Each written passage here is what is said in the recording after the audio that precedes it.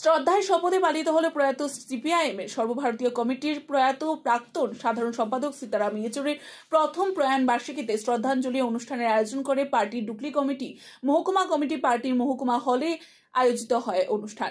এবারে সভায় উপস্থিত ছিলেন পার্টির রাজ্য সম্পাদক মণ্ডলীর সদস্য শঙ্কর প্রসাদ দত্ত, মহকুমা কমিটির সম্পাদক সমর চক্রবর্তী, পার্টি নেতা নবারুণ দেব, সৃজন দেব, রাজকুমার চৌধুরী।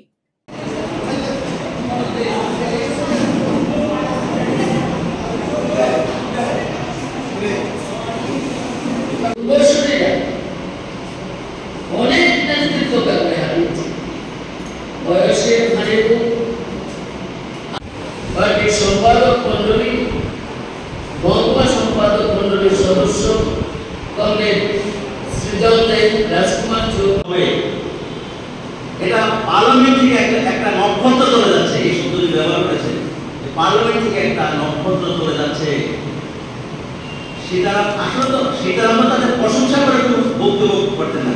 তাদের এই সমস্ত যে জনবিরোধী কাজ, শ্রমিক বিরোধী, কৃষক বিরোধী, এই সমস্ত বিষয়ের ভিতরে থেকে চলে যাচ্ছে। তারপরে বলছে পার্লামেন্ট থেকে একটা নক্ষত্র চলে যাচ্ছে এবং বলেছেন যে আমি করজোরে বলছি সিপিআইএম জেনারেল সেক্রেটারি হলো, উনি পার্টির সেক্রেটারি, যে জেনারেল সেক্রেটারি হলো উনি তো একা কোনো সিদ্ধান্ত নিতে পারবেন না। ওনাদের পার্টিতে সেই ধরনের সিদ্ধান্ত হয়, সেভাবে সবকিছু করা হয়। তবুও তারপরেও বলছে, তবুও আমি পার্লামেন্টের পক্ষ থেকে বলছি, 144 কোটি মানুষের পক্ষ থেকে বলছি, এই সীতারাম ইয়েচুরিকে যেন আমার পার্লামেন্টে পাঠানো হয়। যদিও সিপিআইএম 2 টার্মের বেশি কাউকে পাঠায় না রাজ্যসভা থেকে, তারপরেও বলছে তাকে পাঠানো হয়। কিন্তু সেটা তো ওয়েস্ট বেঙ্গল থেকে নির্বাচিত হয়ে গিয়েছিলেন, কি করে যাবে? তখন আমাদের কোনো এমএলএ নেই।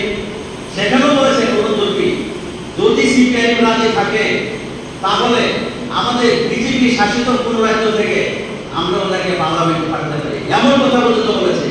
এই হচ্ছে সীতারাম ইয়েচুরি।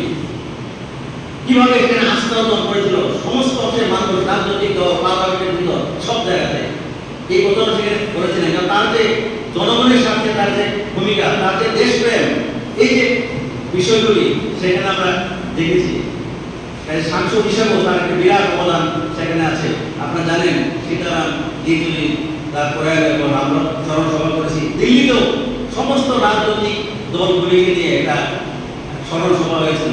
সব দল এসেছিল সেখানে, ডিএমকে, কংগ্রেস, এনসিপি, একমাত্র এই তৃণমূল কংগ্রেস ছাড়া সবাই সেখানে এসেছিল এবং সবাই বলেছে যে এই যে সীতারাম ইয়েচুরি প্রশংসা করেছে তারা, এবং তারা সবাই বলেছে সীতারাম ইয়েচুরি না থাকলে ইন্ডিয়া ব্লক তৈরি হতো না।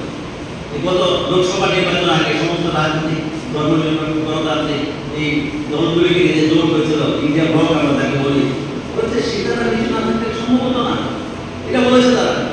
কাজে আমরা সীতারামকে আর সেখানে পাবো না। কিন্তু এই ধরনের যে নেতা যারা ধর্মনিরপেক্ষতার জন্য, আদর্শের জন্য লড়াই করে গেছেন, এটা সিট হিসেবে আমাদের সামনে থাকবে। এই কথা তারা বারে বারে কথাগুলি বলবার চেষ্টা করেছে। সব দলের নেতা এই কথা বলেছে।